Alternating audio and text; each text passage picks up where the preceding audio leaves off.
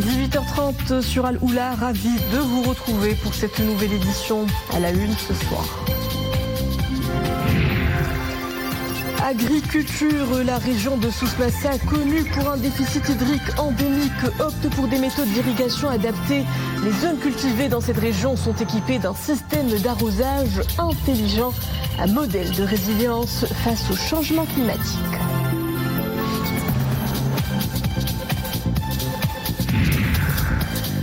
L'industrie automobile au Maroc met le turbo. Le secteur signe une nouvelle performance à l'export. Boosté par une hausse des exportations, tout segment, une accélération annonciatrice de perspectives très prometteuses. Cannes 2023, le compte à rebours est lancé. À J-11 de leur entrée en lice, les Lions de l'Atlas accélèrent leur préparation physique. Des entraînements collectifs sur le terrain du complexe Mohamed VI de football de Mamoura. Un rassemblement au complet, scruté de près par nos caméras.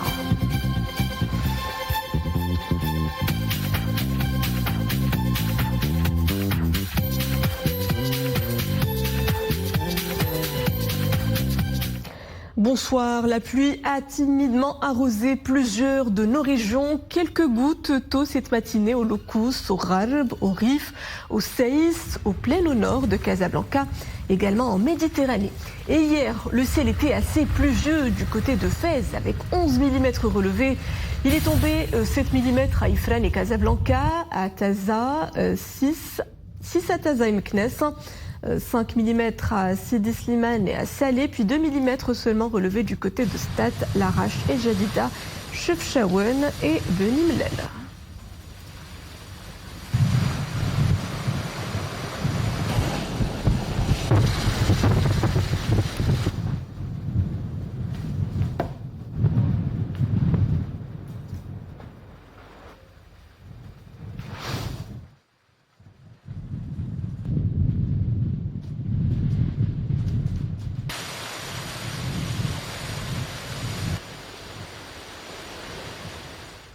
Et la neige est également de la partie. Ces images captées par notre caméraman où on peut voir les hauteurs de Gersif drapées d'un beau manteau blanc qui couvre majoritairement les sommets au-delà de 1700 mètres. De la région de l'Oriental, une région placée en vigilance orange.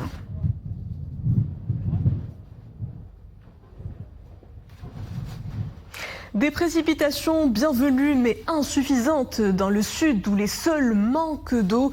À Souss-Massa, les agriculteurs optent pour un projet qui a fait ses preuves. Une version alternative pratiquée dans les terres de la région il y a déjà une quinzaine d'années. Et ce, grâce à des stations météo déployées au niveau de toute la région Souss-Massa, actuellement au nombre de 30. Ces structures permettent d'examiner les besoins des plantations pour un usage optimal des ressources hydriques. Centre de transfert technologique de Souss-Massa. L'établissement examine les données collectées par les différentes stations météo de la région. Niveau d'humidité du sol, température et autres indicateurs météo. Tout passe à la loupe et en temps réel. Ces informations sont ensuite exploitées pour mettre en place un système d'arrosage adapté. L'irrigation intelligente garantit que la bonne quantité d'eau est livrée aux plantes exactement au moment où elles en ont besoin. L'idée est de permettre aux agriculteurs de la région Souss-Massa d'exploiter les ressources en eau de manière optimale, à travers une technique qui a révolutionné les méthodes d'irrigation conventionnelles. Cette solution a surtout permis de nettement réduire les taux de gaspillage de cette ressource de plus en plus rare. 30 stations météo sont jusqu'ici opérationnelles dans la région. Elles arrosent plus de 20 000 hectares. Nous travaillons sur de nouveaux projets pour que ces stations passent au nombre de 150 et qu'elles puissent bénéficier à terme à 60 000 hectares. Également appelée l'irrigation de précision, cette solution innovante a été lancée en 2008 dans la région. Avec des résultats probants, chiffres à l'appui, la technique qui répond à la virgule près aux besoins des plantations a permis des économies considérables de cette ressource vitale. Sur un hectare, une quantité d'eau de 2500 mètres cubes est mobilisée chaque année.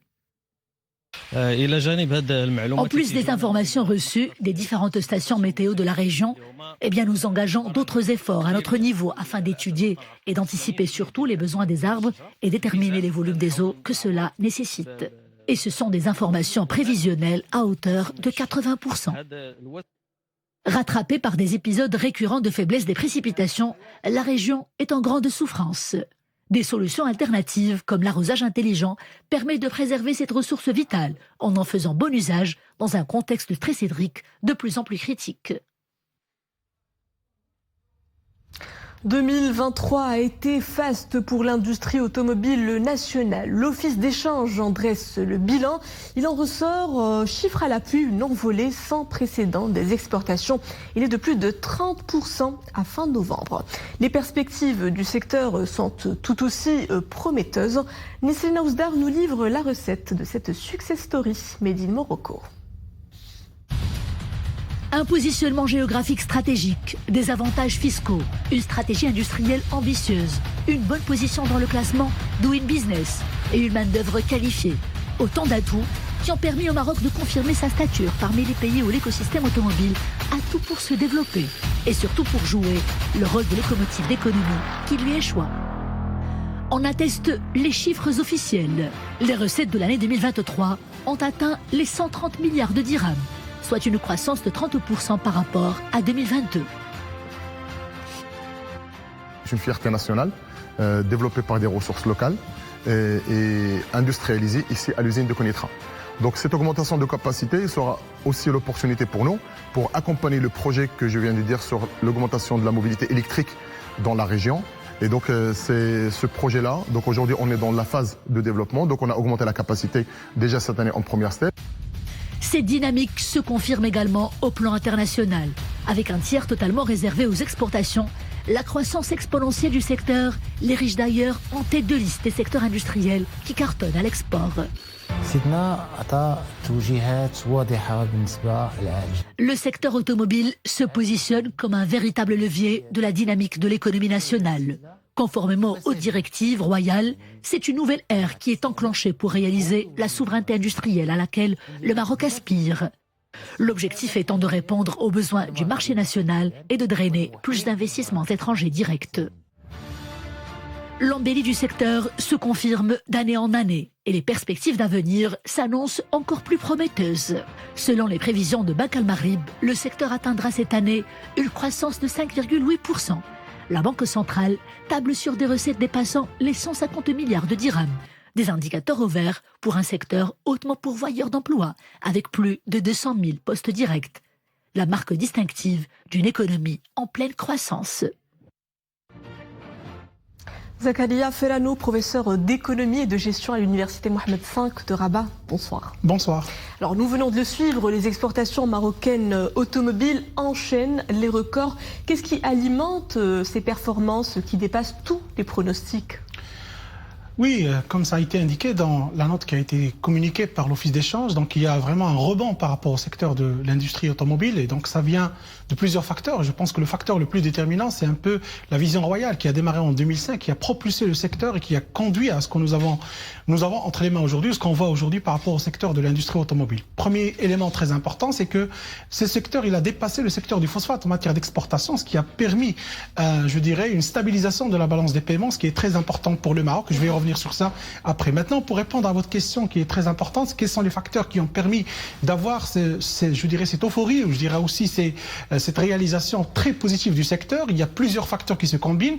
Le premier facteur, j'ai dit, c'est la vision royale qui a propulsé le secteur en 2005. Le deuxième facteur, c'est les investissements qui ont été mis dans l'infrastructure qui fait bénéficier le Maroc d'une attractivité très importante par rapport aux investisseurs à l'étranger. Il y a aussi des incitations qui ont été mises par l'État et par le gouvernement en termes fiscaux, en termes aussi d'incitation par rapport au terrain où il y aura l'implémentation des différentes industries qui se sont mises en place. Il y a aussi la stabilité économique et la stabilité politique dont jouit le Maroc et qui permet aux investisseurs de faire confiance au Maroc en termes d'investissement. Il y a un autre facteur très important, c'est que la qualification en matière industrielle au Maroc a été haussée durant les 15 ans et nous avons un capital humain qui permet ou qui a contribué, je dirais, à l'implémentation de plusieurs industries. Il y a un autre élément très important sur lequel je devrais revenir, c'est que le Maroc aujourd'hui est un connecteur. Ça veut dire que c'est un pays qui contribue à ce qu'on appelle la chaîne de valeur industrielle au niveau international. Et donc, toutes les industries qui s'implémentent, ça veut dire toutes les marques qui s'implémentent au Maroc, savent qu'ils vont trouver à la fois les inputs et les outputs par rapport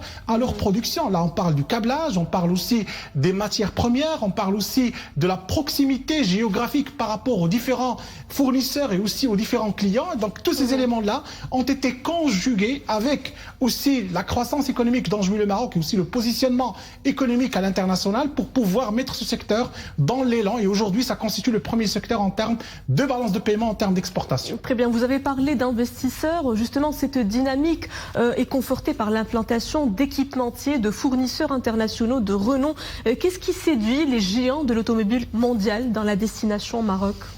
Ce qui séduit, premièrement, c'est que l'industrie automobile, c'est pas un secteur d'aujourd'hui. Il a commencé en 57. Certainement, il a été propulsé en 2005, mais nous avons une expérience, une expertise en la matière. Ce qui séduit, c'est qu'il y a des facteurs qui sont des facteurs macroéconomiques, il y a des facteurs qui sont microéconomiques. Par rapport aux facteurs macroéconomiques, je dirais, le premier facteur, c'est en fait la politique. Ça veut dire, nous avons une politique structurelle claire par rapport à ce qu'on appelle le secteur industriel automobile. Et cette politique-là donne une confiance par rapport à la vision de long terme, par rapport aux investisseurs internationaux. Je parle ici des grandes marques. Deuxième élément très important, c'est que sur le plan toujours macroéconomique, c'est que les politiques publiques qui ont été conduites par les gouvernements, je parle de 2005 jusqu'à aujourd'hui, c'était des politiques qui étaient incitatives vis-à-vis de l'industrie automobile. Sur le plan fiscal, sur le plan aussi de facilité de mobilité des capitaux, parce que c'est très important.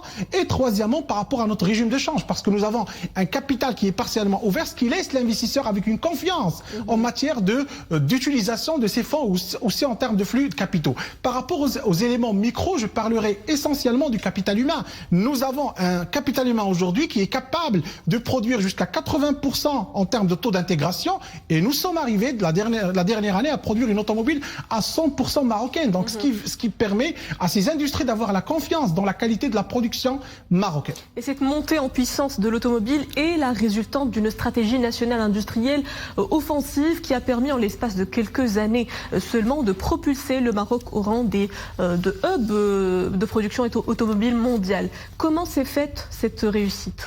Elle est faite premièrement par rapport à la production qui est faite au Maroc. Donc pour donner juste un indicateur, et force est de constater aujourd'hui que le Maroc il a dépassé la Turquie sur des marchés qui étaient dominés par la Turquie. On sait très bien que la Turquie est un géant en termes de production automobile et surtout par rapport à l'automobile qui est concurrente au Maroc. Aujourd'hui en Europe, nous avons les chiffres à l'appui que le Maroc il a dépassé en termes d'exportation, en termes même de chiffres d'affaires la Turquie. Maintenant, ce qui donne je dirais cette propulsion, je dirais cette dynamique par rapport au Maroc, c'est la vision un peu, je dirais, politique par rapport à ce secteur. Aujourd'hui, nous avons vu ça dans le reportage de tout à l'heure, c'est que le Maroc inscrit le secteur automobile comme étant une priorité politique. Et donc, les investissements, ils sont là, ça veut dire qu'ils s'établissent. Nous avons aussi une confiance par rapport à la durabilité de ce secteur, ça veut dire une vision claire par rapport aux investisseurs. Et nous avons aussi une infrastructure qui est en train de se développer pour ce secteur. Nous avons le port Tanger-Med, il facilite totalement les échanges à l'international en matière d'exportation des voitures et aussi par rapport aux entrants. Nous avons un régime de fiscal régime douanier et fiscal qui est très important et très attractif pour les entrants, ou ce qu'on appelle aussi la sous-traitance dans ce segment sectoriel. Et nous avons troisièmement, ce qui est très important, c'est que nous avons maintenant un marché qui est ouvert sur l'Afrique et qui laisse le Maroc comme étant un acteur très important pour pouvoir exporter dans ce continent qui est toujours en termes de rareté ou précarité par rapport à l'industrie automobile. Il faut ajouter un élément très important, c'est que le Maroc, il a tablé sur le secteur automobile parce que vous savez très très bien qu'aujourd'hui la volatilité des produits énergétiques, elle fait souffrir beaucoup de pays. Donc on sait très bien qu'aujourd'hui le phosphate, il est là avec nous parce que il permet de générer ce qu'on appelle des rentrées de devises, mais lorsque les prix vont à la baisse, nous avons aujourd'hui, alhamdoulilah, un secteur automobile qui permet de compenser les pertes qu'on pourrait subir sur le marché international. Justement, quel est l'impact sur la croissance économique et sur la création des emplois ? Très bien, elle est déjà là. Donc le secteur automobile, si on prend les pronostics ou les prévisions qui étaient en 2005, on tablait sur 10 000 emplois. Aujourd'hui, on est arrivé à plus de 200 000 emplois direct. Attention, direct. Ça veut dire que la croissance qui est générée au niveau de ce secteur, ça veut dire les 130 milliards que nous avons pu avoir en 2023, et je pense qu'on va finir avec 140 en attendant les derniers chiffres, ils ont permis de créer 200 000 emplois. Et on table, je pense, d'ici 2029, arriver arriver à 1 million de voitures, ce qui va permettre de doubler en termes d'employabilité dans ce secteur. Ça veut dire rentable sur les 350 000 emplois qui vont arriver sur le marché à partir uniquement de l'industrie qu'on a aujourd'hui. Mais maintenant, si on change de stratégie, ça veut dire si on rentre dans le secteur innovateur de recherche et développement de la voiture, ça veut dire électrique, hydrogène, etc., tout ce qui est en train de se mettre en place au Maroc, je pense que ce chiffre va essentiellement doubler, ou il va essentiellement partir à la hausse plus que 350 000. Maintenant, en termes de croissance, je pense que les chiffres sont à l'appui. Vous générez 130 milliards de dirhams aujourd'hui, ça contribue à la valeur ajoutée, et je pense que sa contribution, elle est en train de grimper, et je pense, si on arrive à l'objectif de 2030, d'arriver à peu près 1 million de voitures exportées et produites au Maroc, je pense que la contribution de ce secteur va dépasser et va partir à la hausse de 4 à 5 points de plus. Et les indicateurs du secteur affichent également une tendance haussière pour ce qui est des perspectives de l'année 2024. Qu'en dites-vous ? Très bien, c'est ça. Oui, normalement, les perspectives ou les prévisions qui ont été faites par la Banque centrale en matière de croissance, ils tablent sur 5% pour l'année 2024. 5%, attention, parce qu'on n'a pas encore les chiffres par rapport à l'année 2023. Ce qu'on a, c'est uniquement jusqu'à fin novembre. Et donc, si on arrive à 140, là, on va avoir une croissance potentiellement par rapport à ce que produit les statistiques de Banque al-Maghrib, d'aller vers 5,5%. C'est un taux de croissance qui dépasse largement le secteur agricole, qui dépasse largement ce qu'on appelle le PIB non agricole. Dans sa globalité, on ne prévoit que 2,7 à 3%. Et donc, ce qui veut dire que ce secteur-là, il fait de ce qui est de meilleur par rapport à la partie non agricole de la croissance économique marocaine, dont on peut se féliciter globalement. Zakaria Ferrano, professeur d'économie et de gestion à l'Université Mohamed V de Rabat. Merci pour tous ces éclairages. Actualité internationale, l'armée israélienne a de nouveau bombardé la bande de Gaza, poursuivant sans relâche son offensive contre ce territoire palestinien assiégé et dévasté par la faim et le désespoir. Des dizaines de Palestiniens ont péri ces dernières 24 heures. Ils viennent grossir le bilan déjà lourd de 22 722 morts à Gaza, majoritairement des femmes, enfants et adolescents. Dans un nouveau bilan, le Hamas se fait état à ce jour de plus de 58 000 blessés.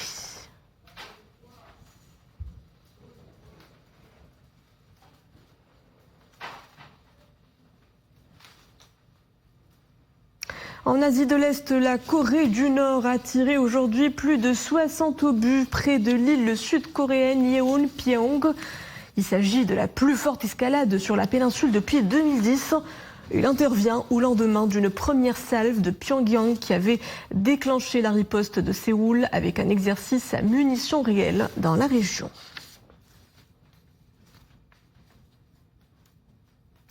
La Scandinavie face à une vague de froid extrême. La barre des moins 30 degrés a été franchie pour la première fois cet hiver à Oslo. La commune dans le nord de la capitale norvégienne est touchée depuis quelques jours par une chute drastique du mercure. Autre record, celui affiché au nord de la Suède, moins 43,6 degrés relevé cette semaine, soit la température la plus basse enregistrée en 25 ans. Pour un mois de janvier sur son territoire. Des images à faire grelotter.